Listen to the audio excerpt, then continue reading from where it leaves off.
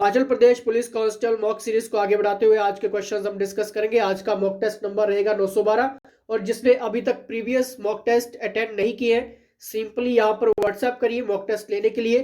और कोर्सेज भी आप ज्वाइन कर सकते हैं प्रोफेशनल्स के अंडर।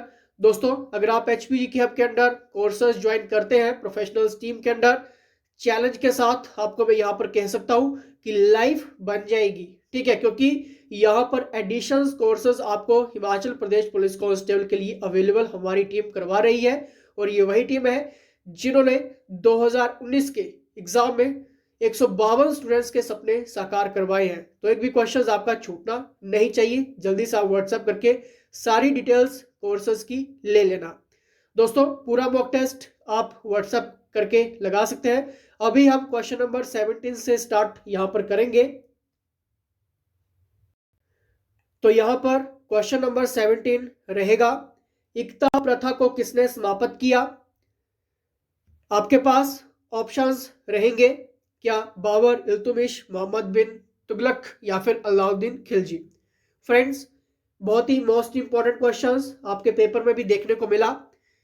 दोस्तों, यहां पर क्वेश्चंस पूछा गया, इकता प्रथा को किसने समाप्त किया। इकता प्रथा का अंत अलाउद्दीन खिलजी ने किया था। दोस्तों, इस प्रथा को स्टार्टअप किसने किया था। इल्तुमिश ने स्टार्ट किया था और अंत किसने किया, अलाउद्दीन खिलजी ने किया। लेकिन ये जो प्रथा थी, ये प्रथा कहती क्या थी। फ्रेंड्स, इस प्रथा के अंतर्गत जितने भी सैनिक होते थे या फिर राज्य के अधिकारी होते थे, उनको वेतन के बदले भूमि दी जाती थी। ठीक है, तो ज्यादा डीपली आपने नहीं जाना है। एकता प्रथा का जब भी बात आएगी याद रख लेना, इल्तुमिश ने शुरू किया था और अलाउद्दीन खिलजी ने समाप्त किया था। ठीक है, तो इसलिए D option is the right answer. Clear. चलिए नेक्स्ट यहां पर देखेंगे। और फुल मॉक पेपर आप व्हाट्सएप करके यहां पर आप हमारी टीम से ले सकते हैं और साथ में कोर्सेज की जानकारी भी ले सकते हैं। अगर आप 2022 में किसी भी तरह से नेम प्लेट की वर्दी डालना चाहते हैं, ठीक है, तो व्हाट्सएप कर लेना, क्योंकि मॉक टेस्ट आपके हर सैटरडे या फिर संडे को हो रहे हैं और साथ में शॉर्ट टेस्ट आपके अलग से हो रहे हैं और ग्राफ टेस्ट आपको अलग से हमारी टीम यहाँ पर प्रोवाइड करवा रही है और एमसीक्यूज नोट्स के साथ लेक्चर्स भी रिकॉर्डेड आपको मिल रहे हैं। कुछ भी छूट नहीं रहा है। भारत के प्रथम गवर्नर जनरल थे। बहुत ही क्वेश्चंस कंफ्यूज करता है। दोस्तों, भारत में यानी कि बंगाल के पहले गवर्नर जनरल वॉरेन हेस्टिंग्स थे। ब्रिटिश भारत के पहले, अगर हम ब्रिटिश भारत के पहले आधिकारिक यानी कि ऑफिशियल गवर्नर जनरल की बात करें तो लॉर्ड विलियम बेंटिंक थे। लेकिन अगर थोड़ा सा हम और एडवांस चले जाएं, यानी कि एग्जामिनर के पॉइंट ऑफ व्यू से अगर हम चले जाएं, तो भारत के डोमिनियन के पहले गवर्नर जनरल लॉर्ड माउंटबेटन थे। ठीक है, तो ये थोड़े से कंफ्यूज करते हैं पॉइंट, तो इसलिए यहां पर इस क्वेश्चन का जो सही आंसर होगा ऑप्शन नंबर बी, यानी कि विलियम बेंटिक भारत के प्रथम गवर्नर जनरल विलियम बेंटिक थे। ठीक है, क्योंकि यहां पर हमारी बात हो रही है ऑफिशियल की, ठीक है, आधिकारिक ऑफिशियल। ठीक है, तो विलियम बेंटिक। ठीक है, तो चलिए नेक्स्ट यहां पर देखते हैं, निम्नलिखित में से कौन व्यक्तिगत स्वतंत्रता का गढ़ है। फ्रेंड्स, आपने एक बात सुनी होगी रिट के बारे में। ठीक है, रिट भी फ्रेंड्स कितने टाइप की होती है, तीन टाइप की होती है। ठीक है, जिसमें आपकी बंदी प्रत्यक्षीकरण रहता है। ठीक है, एक आपका परमादेश रहता है, प्रतिषेध रहता है, अधिकार परीक्षा या फिर उत्प्रेषण लेख रहता है। ठीक है, तो देखिए आपने इतना एडवांस में नहीं जाना है, लेकिन फिर भी आपको ये सारी चीजें नेक्स्ट लेक्चर्स में कवर अप करवा दूंगा। लेकिन अभी जो बार बार पॉइंट हाईलाइट हुआ है, ठीक है, कि निम्नलिखित में से कौन व्यक्तिगत स्वतंत्रता का एक गढ़ है, बंदी प्रत्यक्षीकरण। फ्रेंड्स, ये बंदी प्रत्यक्षीकरण होता क्या है। फ्रेंड्स, आपको क्लियर होना चाहिए, इसका अर्थ होता है शरीर को पेश करना। यानी कि ये जो रिट है, इस रिट के माध्यम से अदालत किसी भी व्यक्ति को हिरासत में ले सकती है या फिर कैद कर सकती है, जिसे शारीरिक रूप से अदालत के सामने लाया जा सकता है। ठीक है, तो ये बंदी प्रत्यक्षीकरण कहता है। बाकी के जितने भी रिट रहेंगे जो इंपॉर्टेंट रहेंगे, क्योंकि अभी हमारी टीम एनालाइज कर रही है टॉप 10 मैगजीन्स को और साथ में न्यूज़पेपर को और साथ में प्रीवियस पेपर्स के साथ साथ जो भी हाईलाइट क्वेश्चंस हुए हैं हिमाचल में या फिर सेंट्रल लेवल के एग्जाम में, यहां से जो भी टॉपिक रहेगा वो हम आपके सामने लेकर आएंगे ताकि क्वेश्चंस छूटे ना। तो इसलिए इसका बिल्कुल सही आंसर होगा बंदी प्रत्यक्षीकरण। Is the right answer. Clear. Next questions के ऊपर चलेंगे, वेरी इंपॉर्टेंट क्वेश्चंस है और फुल मॉक पेपर मैंने आपको क्लियर कर दिया है कि आप व्हाट्सएप करके ले सकते हैं, प्रीवियस पेपर्स भी आप ले सकते हैं। आवेदन करके वित्तीय आपातकाल घोषित किया जा सकता है। वेरी वेरी इंपॉर्टेंट क्वेश्चन है दोस्तों, ये बहुत बार क्वेश्चन देखने को मिलते हैं। आपने बहुत बार आर्टिकल 360 के बारे में सुना होगा। आर्टिकल 360 के तहत वित्तीय आपात की घोषणा राष्ट्रपति द्वारा तब की जाती है जब राष्ट्रपति को पूरा विश्वास ये हो जाता है कि देश में ऐसा आर्थिक संकट बना हुआ है जिसके कारण भारत की जो वित्तीय साख है उसको खतरा हो सकता है। ठीक है दोस्तों, एक और मैं बात आपको क्लियर करवा सकता हूं कि राष्ट्रपति किसी भी कर्मचारी के वेतन को भी कम कर सकता है, आपकी आपातकाल जब भी लगा सकता है। ठीक है, तो article 360 is the right answer. लेकिन थोड़ा सा आप मुझे क्या इनके बारे में बता सकते हैं, 361, 370 या फिर 371? चलिए देखते हैं, कमेंट बॉक्स में कमेंट करिए क्योंकि क्वेश्चंस कहीं से भी आ सकता है। नेक्स्ट क्वेश्चंस के ऊपर चलेंगे। भारत और चीन के बीच सीमा रेखा कहलाती है। अगर अभी भी अगर आप बाउंड्रीज लाइंस को नहीं पढ़ रहे हैं तो बहुत कुछ आपका स्किप हो जाएगा। ठीक है, तो यहाँ पर पहली बात तो ये मैं आपको ज्यादा डिस्क्राइब नहीं करवाऊंगा कि ये कौन कौन सी लाइन है। कमेंट बॉक्स में कमेंट कर दीजिए। फ्रेंड्स, मैकमोहन जो लाइन है आपको क्लियर है, इंडिया चाइना, ठीक है, जिसे LAC के नाम से भी जाना जाता है। ठीक है, तो इसलिए इसका बिल्कुल सही आंसर क्या होगा, 21 का मैकमोहन लाइन। ठीक है, भारत और चीन के बीच की सीमा रेखा कौन सी कहलाती है, McMahon line is the right answer. Clear. चलिए नेक्स्ट यहां पर देखते हैं, नेक्स्ट क्वेश्चन कौन सा रहता है, निम्नलिखित में से कौन सी नदी मकर रेखा को 2 बार पार करती है। Very very important question. देखिए इसी तरह के क्वेश्चन आपके एग्जाम में भी देखने को मिले तो क्वेश्चंस की वैल्यू को समझ लीजिए और इन्हीं के क्वेश्चंस के बिहाफ के ऊपर जितने भी आपके मॉक टेस्ट हो रहे हैं, क्वेश्चन छूटना नहीं चाहिए। मैं आपको चैलेंज कर रहा हूं, यहाँ पर एग्जाम आपका निकल जाएगा। ठीक है, बताइए इसका सही आंसर क्या होगा। The right answer is option number Limpopo. दोस्तों, निम्नलिखित में से कौन सी नदी मकर रेखा को 2 बार पार करती है, लिम्पोपो आपको याद रखना है। ठीक है, इंपॉर्टेंट क्वेश्चन है ये। क्लियर। चलिए नेक्स्ट यहाँ पर देखते हैं, चिनुक एक है, वेरी इंपॉर्टेंट और आपके एग्जाम में भी देखने को क्वेश्चंस मिला ये। ठीक है, तो बताइए इसका सही आंसर क्या होगा। चिनुक क्या है, क्या ये यूरोप में ठंडी हवा है या फिर पश्चिमी एशिया में उष्ण कटिबंधीय रेगिस्तानी तूफान है या फिर उत्तरी अमेरिका में गर्म हवाएं हैं या फिर दक्षिण अफ्रीका में एक मंदी है। बताइए क्या है एक चिनुक।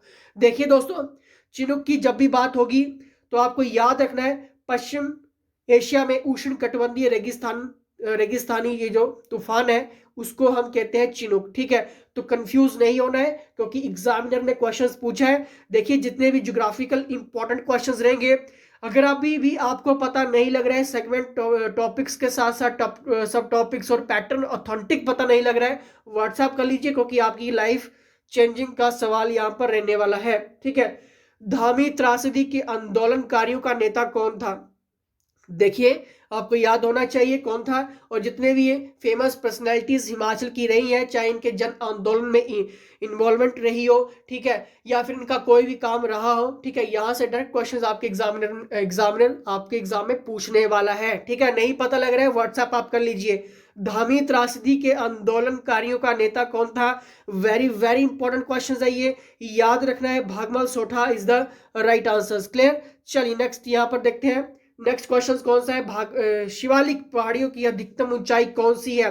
देखिए जितने भी ज्योग्राफिकल हिमाचल का रहेगा आपको याद करके चलना है। ठीक है, शिवालिक पहाड़ियों की अधिकतम ऊंचाई कितनी है आपको क्लियर होना चाहिए। अगर आपने ऑप्शन नंबर सी सोचा है तो वेल डन, आपकी प्रिपरेशन अच्छी हो रही है, लेकिन थोड़ा सा और एडवांस लेवल अगर आप करना चाहते हैं व्हाट्सएप आप कर लीजिए।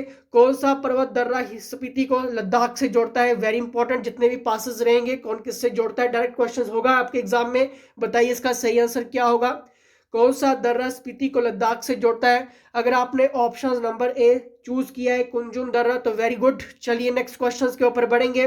वैदिक काल में किस नदी को पुरुषनी के नाम से जाना जाता था, वेरी वेरी इंपॉर्टेंट क्वेश्चंस। दोस्तों जब भी हम हिमाचल के कंसाइज की बात करते हैं, बहुत ही प्यारे नोट्स दोनों लैंग्वेज में आपको हमारी टीम प्रोवाइड करवा रही है, यानी कि छोटी से छोटी चीज भी हम कवर अप कर रहे हैं।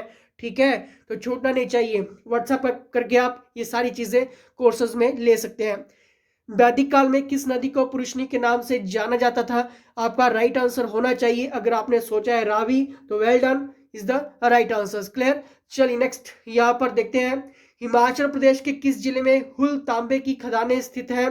वेरी वेरी इंपॉर्टेंट क्वेश्चंस है ये, और इसी तरह के क्वेश्चंस अभी हिमाचल के एग्जाम में देखने को मिले हैं।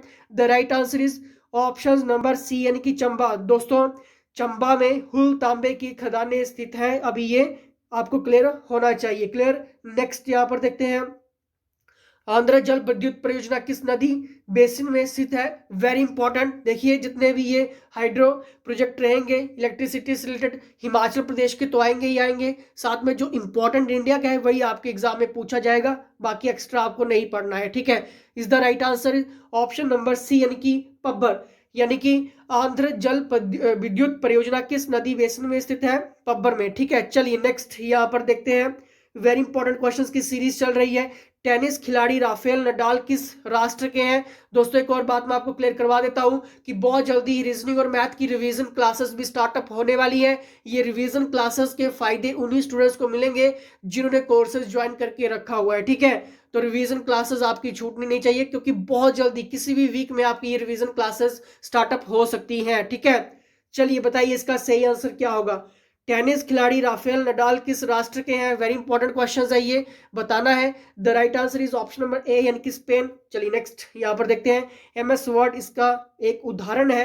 वेरी वेरी इंपॉर्टेंट, किसी का भी गलत नहीं होना चाहिए। एमएस वर्ड किसका उदाहरण है? चलिए बताइए, ऑप्शन नंबर डी, यानी कि एप्लीकेशन सॉफ्टवेयर का। ठीक है, चलिए नेक्स्ट यहाँ पर देखते हैं, इंपॉर्टेंट क्वेश्चंस। डब्ल्यू के संस्थापक कौन थे और आपके एग्जाम में क्वेश्चंस पूछा गया, बताइए। दोस्तों, इसका बिल्कुल सही आंसर होगा टिम्बर नर्सली। ठीक है, timber nursery is the right answer, W के संस्थापक। ठीक है, चलिए नेक्स्ट यहां पर देखते हैं, पोटेशियम नाइट्रेट का, देखिए इंपॉर्टेंट क्वेश्चन है ये भी। पोटेशियम नाइट्रेट का उपयोग के उत्पादन में किया जाता है। ठीक है, बताइए किसके उत्पादन में ये यूज किया जाता है? क्या ये स्वास्थ्य पेय में, उर्वरक में, या फिर सिंथेटिक रबर में, या फिर कांच में? The right answer is option number B, यानी कि फर्टिलाइजर। पोटेशियम नाइट्रेट का उपयोग किसके उत्पादन में किया जाता है? फर्टिलाइजर, यानी कि उर्वरक में उपयोग किया जाता है। क्लियर। डेली साइंस के क्वेश्चंस की दोस्तों एक बहुत ही प्यारी सीरीज हमारी टीम ने बना दी है। क्वेश्चंस बाहर से नहीं आएगा, ये चैलेंज आपके सामने है। ठीक है, निम्नलिखित में से किसका उपयोग खाद्य परीक्षक परिरक्षक के रूप में किया जा सकता है? ठीक है, क्या ये बेंजीन, सोडियम बेंजोइट, या फिर ट्यूलिन, या फिर सोडियम मेटा एल्यूमिनेट? ठीक है, बताइए इसका सही आंसर क्या होगा। दोस्तों, जब भी हम बात करते हैं निम्नलिखित में से किसका उपयोग खाद्य परिरक्षक के रूप में किया जा सकता है, इसका सिर्फ एक ही आंसर होगा, और वो होगा आपका कौन सा क्वेश्चन होगा इसका? Sodium benzoate. ठीक है, सोडियम बेंजोइट आपको याद रखना है। ठीक है, चलिए नेक्स्ट यहां पर देखते हैं, पानी में सबसे जहरीला प्रदूषक है। वेरी वेरी इंपॉर्टेंट क्वेश्चन सबको आना चाहिए। Is the right answer is option number C, यानी कि हड़ताल, अर्सनिक, आपको याद रखना है। ठीक है, इंग्लिश में आप जरूर इनको नामों को याद किया करें, क्योंकि इजी रहता है अंडरस्टैंड करने के लिए। ठीक है, ऑप्शन नंबर सी। चलिए नेक्स्ट यहां पर देखते हैं, कैक्टस को डैश के रूप में संदर्भित किया गया है। वेरी इंपॉर्टेंट क्वेश्चन है ये, आपके एग्जाम में क्वेश्चन देखने को मिला है। The right answer is option number C, यानी कि मरुदभिद। देखिए दोस्तों, कैक्टस को किसके रूप में संदर्भित यहाँ पर किया गया है? Option number C is the right answer, और अभी ये न्यूज़पेपर में हाईलाइट हुआ था, और एग्जामिनर ने क्या किया, वही क्वेश्चन आपके एग्जाम में भी डाल दिया। तो इस तरह के और भी बहुत सारे क्वेश्चन है, कहीं आपके ऐसे क्वेश्चन छूट तो नहीं रहे हैं, क्योंकि एक भी क्वेश्चन, एक भी मॉक टेस्ट, एक भी नोट्स, एक भी लेक्चर्स, एक भी रिकॉर्डेड सेक्शंस आपका छूटना नहीं चाहिए। ठीक है, चलिए नेक्स्ट यहाँ पर देखते हैं, सबसे लंबे तंतु पाए जाते हैं। वेरी इंपॉर्टेंट क्वेश्चन है ये, longest fibres are found in. चलिए बताइए इसका सही आंसर क्या होगा। The right answer is option number A, यानी कि जूट। ठीक है, चलिए नेक्स्ट यहां पर देखते हैं, हरे कान का रोग फसल से संबंधित है, यानी कि देखिए दोस्तों, ग्रीन ईयर डिसीज की बात हुई है, और ये अभी न्यूज़पेपर में भी हाईलाइट हुआ था, ट्रिब्यून के साथ साथ ये आपका नवभारत टाइम्स में भी और द हिंदू न्यूज़पेपर में भी हाईलाइट हुआ। तो क्या बाकी और कौन सी चीजें हाईलाइट ऐसी हुई है जो आप अभी तक आपने नहीं पढ़ी है? तो वो सारे क्वेश्चंस लेने के लिए आप व्हाट्सएप कर सकते हैं। बताइए इसका सही आंसर क्या होगा। हरे कान का रोग किस फसल से संबंधित है? वेरी इंपॉर्टेंट क्वेश्चन है ये, सी आपको याद रखना है, बाजरा। क्लियर। चलिए नेक्स्ट यहाँ पर देखते हैं, निम्नलिखित में से किस में रक्त नहीं होता है लेकिन श्वसन होता है? Very very important questions. क्या ये चूहा है, हाइड्रा है, सांप है, फिर या फिर आपकी मछली है? दोस्तों, इसका सही आंसर होगा हाइड्रा। ठीक है, निम्नलिखित में से किसमें रक्त नहीं होता है लेकिन श्वसन होता है? आपको याद रखना है हाइड्रा। क्लियर। चलिए नेक्स्ट यहां पर देखते हैं। जब ब्रश को पानी से हटाया जाता है तो शेविंग ब्रश के बाल आपस में चिपक जाते हैं। ठीक है, यहाँ पर क्वेश्चंस को समझने की कोशिश करिए। जब ब्रश को पानी से हटाया जाता है तो शेविंग के जो ब्रश के बाल होते हैं आपस में चिपक जाते हैं। ऐसा क्यों होता है? इस क्वेश्चन में ये पूछने की एग्जामिनर ने कोशिश की और आपके एग्जामिनर में भी एग्जामिनर ने क्वेश्चंस यहाँ पर पुट अप किया। ठीक है, आपके हिमाचल के एग्जाम में ये क्वेश्चंस देखने को मिला। बताइए इसका सही आंसर। दोस्तों ऐसा इसलिए होता है क्योंकि सरफेस टेंशन के कारण ये चीज ऐसी होती है, यानी कि सतह तनाव के कारण क्या होता है कि ब्रश के जो बाल होते हैं वो आपस में चिपक जाते हैं। क्लियर। नेक्स्ट यहां पर देखेंगे, विद्युत परिपथ में फ्यूज का प्रयोग किया जाता है। वेरी इंपॉर्टेंट है। क्यों किया जाता है? जब सर्किट से अत्यधिक धारा प्रवाहित हो तो सर्किट को तोड़ दें, बिजली बंद होने पर सर्किट तोड़ दें, या फिर इंगित करें कि क्या करंट निर्बाध रूप में बह रहा है, या फिर करंट के प्रवाह के लिए सर्किट को पूरा करें। दोस्तों यहां पर क्या बात हुई है? विद्युत परिपथ में फ्यूज का प्रयोग किया जाता है। बताइए क्यों किया जाता है? ठीक है, यह भी आपको याद रखना है। ये इसलिए होता है कि जब सर्किट से अत्यधिक धारा प्रवाहित हो तो सर्किट को तोड़ दें। ठीक है, तो आपका is the right answer is option number A. Clear. चलिए नेक्स्ट यहां पर देखते हैं। ये क्वेश्चन सभी को आने चाहिए। वह युक्ति जिसके द्वारा मनुष्य के सत्य की जांच की जाती है, वो ऐसी कौन सी चीज यहां पर बात हो रही है? ठीक है, याद रख लेना, यानी कि सच की बात हो रही है यहां पर। पॉलीग्राफ टेस्ट आपने बहुत बार सुना होगा। ठीक है, देखा, मुझे लगता कि अभी तक आपने देखा होगा, सुना जरूर होगा। ठीक है, अब यहां से 43 क्वेश्चंस आपके मैथ के स्टार्ट होंगे, लेकिन हम यहां पर अब नेक्स्ट जो सेशन स्टार्ट करेंगे वो आपका 65 से रहेगा। ठीक है, बाकी के बीच के क्वेश्चंस के लिए आप यहां पर व्हाट्सएप करिए, क्योंकि अभी हम 65 से स्टार्टअप यहां पर करने वाले हैं। हिंदी ग्रामर सेक्शन को स्टार्ट करेंगे 65 से। फुल मॉक पेपर के लिए मैंने आपको पहले भी कह दिया है कि व्हाट्सएप आप कर लेना, प्रीवियस मॉक टेस्ट के लिए व्हाट्सएप कर लेना, और एमसीक्यूज नोट्स लेने के लिए और लेक्चर्स, रिकॉर्डेड लेक्चर्स के लिए भी आप व्हाट्सएप कर लेना, क्योंकि आपके एग्जाम के लिए हर एक क्वेश्चन इंपॉर्टेंट रोल प्ले करेगा। तो पहला है व्यायाम का कैसे लिखा जाएगा। अगर आपने ऑप्शन नंबर 65 का देख लीजिए। ठीक है, इसका सही आंसर होगा ऑप्शन नंबर डी, यानी कि बी प्लस आयाम is the right answer. Clear, ऐसे ये लिखा जाएगा। क्लियर। नेक्स्ट यहां पर देखेंगे शयन। शयन कैसे लिखा जाएगा? ऑप्शन नंबर सी, यानी कि शे जमा यन। क्लियर, क्योंकि ये सारे इंपॉर्टेंट है, और अगर आपको सारे ही इंपॉर्टेंट सेगमेंट चाहिए जो आपके एग्जाम में 100% आने वाले हैं तो व्हाट्सएप आप कर लेना, छूटेगा नहीं कुछ भी। सदाचार कैसे लिखा जाएगा? क्योंकि हो सकता है कि आपके एग्जाम में कुछ एडवांस पूछ लिए जाए, तो वो भी आप ले लीजिए। ऑप्शन नंबर सी, यानी कि सत जमा आचार। क्लियर। चलिए नेक्स्ट यहां पर देखेंगे 68 का निर्गुण कैसे लिखा जाएगा। ऑप्शन नंबर ए। ठीक है, निर्गुण का ऑप्शन नंबर ए बिल्कुल सही होगा। ठीक है, चलिए नेक्स्ट यहां पर देखते हैं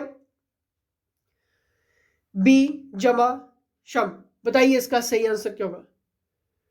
जल्दी से। इसका सही आंसर होगा बी जमा सम, यानी कि option number B is the right answer. Clear. Next यहां पर देखेंगे 70 से लेकर 74 तक हमने सही अर्थ यहां पर चुनना है। नॉन कॉन्ट्रैक्ट का मतलब क्या होता है बताइए? 70 का दोस्तों नॉन कॉन्ट्रैक्ट का मतलब होता है अनियत, यानी कि option number A is the right answer. Clear. चलिए नेक्स्ट आपने देखना है, और साथ साथ में आप सभी मॉक टेस्ट के रूप में लगाइए 3 सेकंड्स में। सभी सोचिए, क्योंकि आपका सोचना और आपका सही आंसर होना ही इंपॉर्टेंट है, क्योंकि एग्जाम हॉल में आप सभी जाने वाले हैं। और उन सभी एग्जाम हॉल में जाने से पहले स्टूडेंट से मैं यही कहना चाहूंगा कि कम से कम हर रोज आप टेस्ट लगाइए। हर रोज आपके टेस्ट हो रहे हैं, शॉर्ट टेस्ट भी हो रहे हैं, वीकली फुल मॉक पेपर भी हो रहा है। कम से कम हजारों स्टूडेंट्स उस पेपर को लगा रहे हैं, तो क्यों ना आप अपनी चेकअप करें अपनी तैयारी को, क्योंकि एग्जाम में भी आपको उन्हीं के साथ कंपटीशन करना है। और हिमाचल के ऐसी कोई जिला नहीं है, कोई ऐसा शहर नहीं है, कोई ऐसा नगर नहीं है, कोई ऐसी तहसील नहीं है, कोई ऐसी पंचायत नहीं है जहां से स्टूडेंट्स हमारे साथ जुड़े नहीं हैं। अगर आप भी पता लगाना चाहते हैं कि आपके गांव से कौन सा स्टूडेंट्स हमसे जुड़ा हुआ है और किसने कोर्सेज ज्वाइन किया है, तो व्हाट्सएप करके आप डिटेल ले लेना, क्योंकि आप भी उसी नगर से, शहर से, जिले से शायद हो सकते हैं। ठीक है, चलिए नेक्स्ट यहां पर देखते हैं अब्स्ट्रैक्ट का मतलब क्या होगा। The right answer is option number D, उप संक्षेप। ठीक है, option number D is the right answer. Clear, चलिए नेक्स्ट यहां पर देखते हैं। देखिए एनेक्श्योर का मतलब क्या होता है, ये बहुत बार एग्जामिनर ने क्वेश्चंस पूछने की कोशिश की। ठीक है, नथी, ठीक है इसका सही आंसर। ठीक है, नेक्स्ट यहां पर देखते हैं क्वेश्चन नंबर 73 का अडेंडम। ठीक है, अडेंडम का मतलब क्या होता है, जल्दी से बताना है। जोड़ पत्र। ठीक है, option number B is the right answer. चलिए नेक्स्ट यहां पर देखते हैं दोस्तों, इंपॉर्टेंट क्वेश्चंस की सीरीज चल रही है। ठीक है, नेग्लिजेंस क्या मतलब क्या होता है बताइए, इंपॉर्टेंट है। आपके एग्जामिनर ने क्वेश्चंस पूछा आपके हिमाचल के एग्जाम में। The right answer is option number B यानी कि प्रमाद। ठीक है, चलिए नेक्स्ट यहां पर देखेंगे वाक्यांश के लिए सही शब्द हमने चुनना है। 75 का ऊपर कहा गया, इसका मतलब क्या होता है, ऊपर कहा गया यानी कि उपयुक्त, यानी कि option number B is the right answer. Next यहां पर देखेंगे ऊंचा पहाड़ी मैदान, वेरी इंपॉर्टेंट। आपके एग्जामिनर ने क्वेश्चंस पूछा तो क्या यही क्वेश्चंस पूछ लेगा, नहीं हो सकता है इससे एडवांस पूछे, तो वो क्या होगा व्हाट्सएप आप कर लीजिए, क्योंकि हम हर एक चीज आपको प्रोवाइड यहां पर करवा रहे हैं। बताइए 76 का option number C is the right answer, यानी कि अध्यक्ष, ऑप्शन नंबर सी अध्यक्ष। ठीक है, आदित्य का। ठीक है, आदित्य।